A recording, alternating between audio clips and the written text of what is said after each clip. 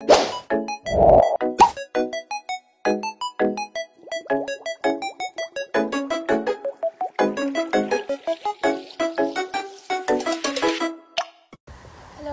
नमस्ते जोडले सन्चै हुनुहुन्छ होला सबैजना हजुर म पनि सन्चै छु आफ्टर लङ टाइम ब्याक भएको छु कसैले माया मार्नु भएको छैन होला भन्ने आशा राखेको छु अनि आजको ब्लग स्पेशल चाहिँ हामी कतै जाँदैछौँ लास्टसम्म हेरेर सबैजनाले साथ दिनु होला अन्तिममा हेर्दै जाँदा थाहा पाइ नै हाल्नुहुन्छ हामी कहाँ जाँदैछौँ के गर्दैछौँ भनेर सो भिडियो चाहिँ स्किप नगरिकन लास्टसम्म हेरेर साथ दिनु होला अनि म चाहिँ अहिले रेडी हुँदैछु अनि मेरो साथीहरू चाहिँ उता घरतिरबाट आउँदैछन् त्यही हो गाइस अहिले बाटोमा भेटौँला अहिले लगाउने दिपा राम्रै भइरहेको छ गाइस हेर्नु पसिना कस्तो शीतल छ बुटलमा स्नोफल हुँदैछ यु क्यान आउनु होला दिदीहरू त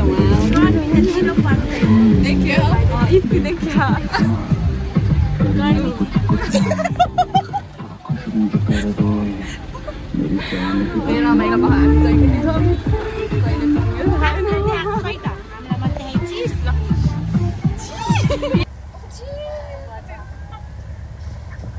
गाइजहरू हामी हाम्रो गाडीमा चढिसक्यौँ गाडी भन्दा नि यो इभीमा चढिसक्यौँ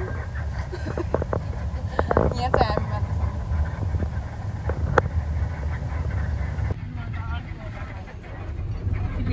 बेपत्ता बेहाल भइसक्यो यहाँ मान्छेहरू के गर्दैछन् यिनीहरू दुईजना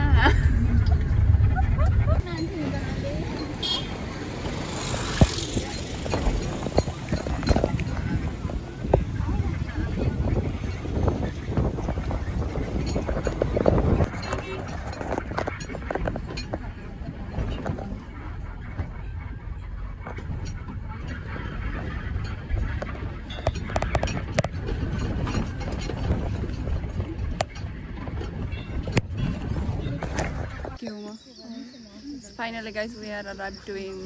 Srinagar डाँडा अनि हामी चाहिँ इभीमा आएको हैन के भयो यार कन्टिन्यू के भन्छ गरे हामी चाहिँ इभीमा आएको एकदमै धेरै गाह्रो भयो के भन्छ गरे हैन ठाउँमा बाटोहरू त्यस्तै छ भनौं तर पनि कस्तो भयो भन्दा अटोमा आए जस्तो के त पिछाडी भएर हो कि अब धेरैमा पहाडतिर ट्राभल गरेर हो कि के हो मलाई थाहा भएन तर एकदमै धेरै झ्याक्यो अनि मलाई यो मन परेन अनेस्टली रिभ्यू भन्नुपर्दा चाहिँ मलाई इभीमा आएको मन परेन लास्टै गाह्रो भयो सबैजनालाई यहाँ हेर्न सक्नुहुन्छ म त झन् चढ्दा बित्तिकैबाट हो कस्तो टिकट फेकेको इभी कस्तो लाग्यो कस्तो लाग्यो राम्रै नराम्रै दुईटै तपाईलाई कस्तो लाग्यो ठिकै लाग्यो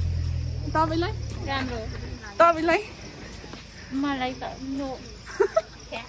मलाई पनि मन परेन हामी चाहिँ आइसक्यौँ है यहाँनिर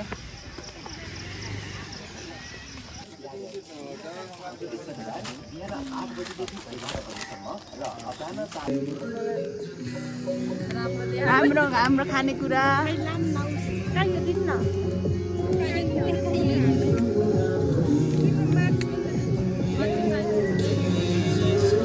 त्यहाँ क्याम्पिङ हुँदैछ ल गाइजहरू गाइज हामीले जोरधाराबाट यो बटुक पनि लिएर आएको थियौँ है दिदीले लिएर आउनुभएको थियो म त पुरा झ्यापमा थिएँ म आँखै नखोलिकन पाल्पा आइपुगेको हो खासमा भन्नुपर्दा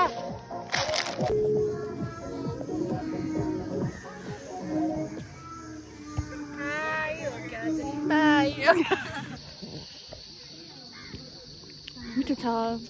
धेरै मिठो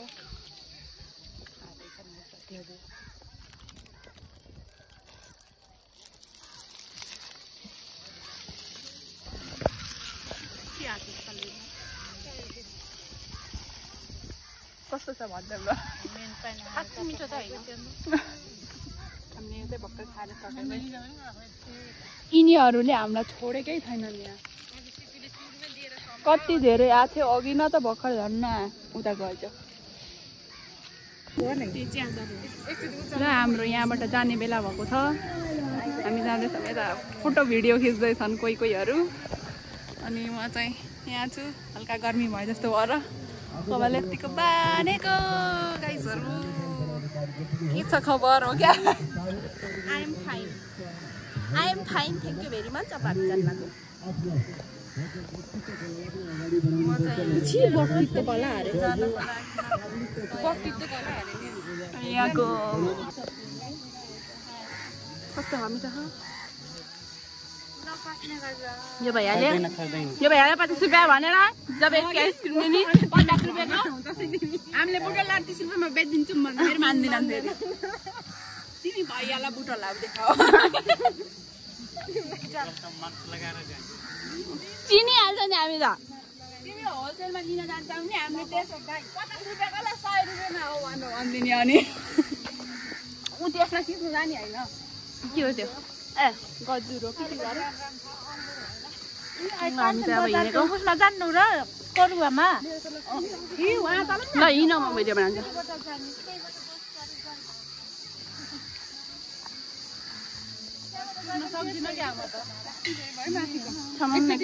एकचोटि गम्मै म त खाइसक्छु एकचोटि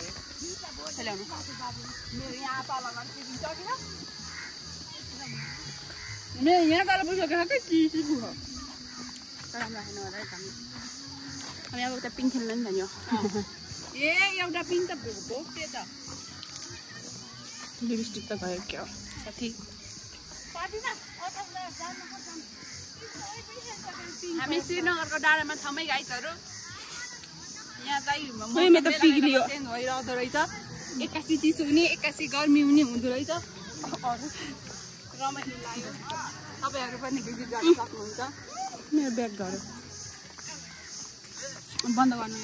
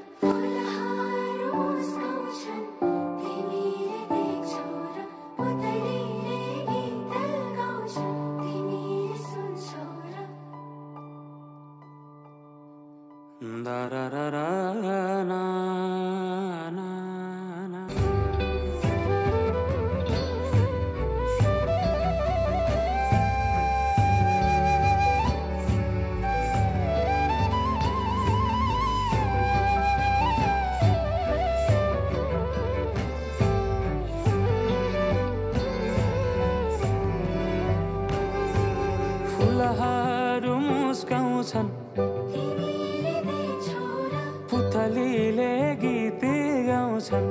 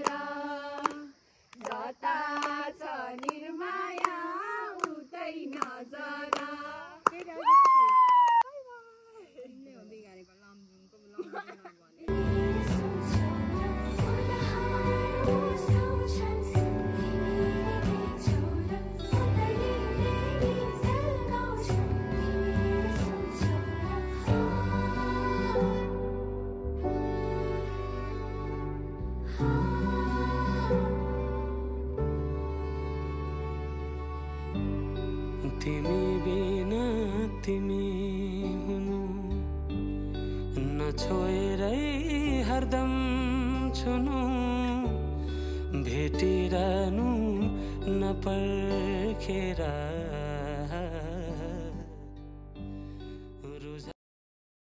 मैले छोड्दिनँ है फेरि यति गर्नु फेरि हामी चाहिँ अहिले यहाँ नास्ता खाना आहाम मोमो खाना आहाम ल गाइसहरु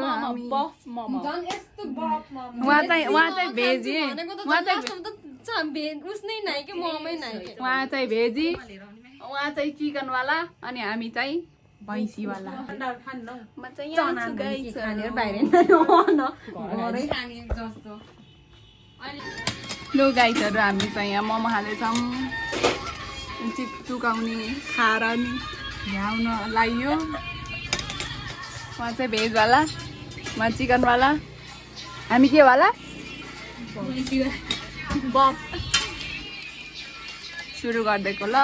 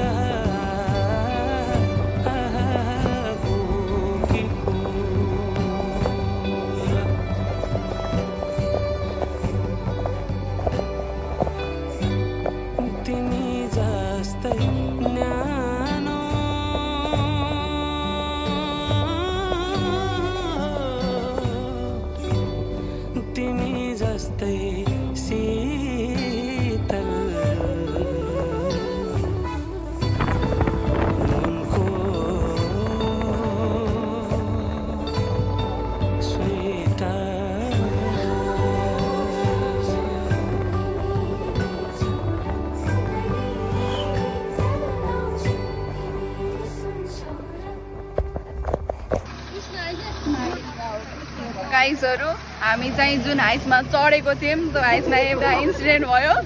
धन्य लगभग एक्सिडेन्ट भइसकेको थियो अनि त्यसपछि हामीले चाहिँ उनले पनि बिस्तारै चलाउनु भनेर भन्यो होइन अनि फेरि उहाँहरूले पनि भन्नुभयो अनि भन्दाखेरि झन् धेरै दौडाउनु भयो क्या अनि त्यसपछि हामी चाहिँ डराएर यहाँ जति पनि हुनुहुन्छ सबैजना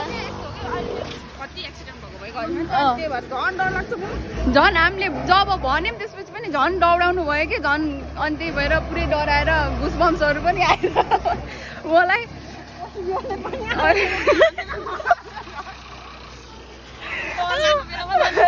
हामी सबैजना यहाँ डराएर बस्यो मैले लगभग सास पर्न थालिसक्यो भनौँ अनि हेरौँ अब गाडी आउँछ कि आउँदैन तर हामी चाहिँ एकदमै धेरै डराएर भाडा पनि दिइसकेको थियौँ अनि त्यसपछि झर्यौँ अब के भन्यो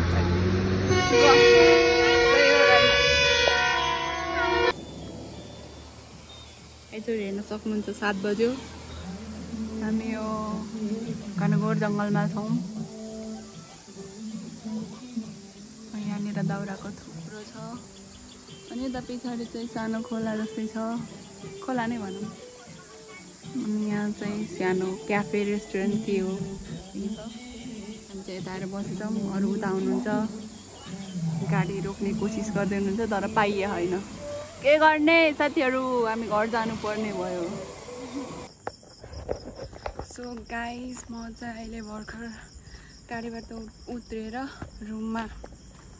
आइपुगेँ भनौँ जाँदैछु भनौँ अनि अहिले चाहिँ करिब 9 बजिसक्यो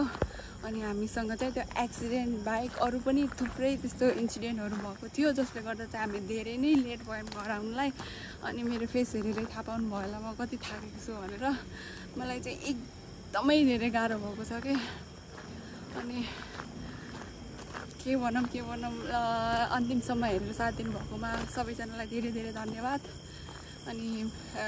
बाटोमा हिँड्दा ट्राभल गर्दै हुनुहुन्छ भने सेफ भएर ट्राभल गर्नु होला अनि ड्राइभ गर्नेहरूले पनि सेफ भएर ड्राइभ गर्नु होला हतार नगरिकन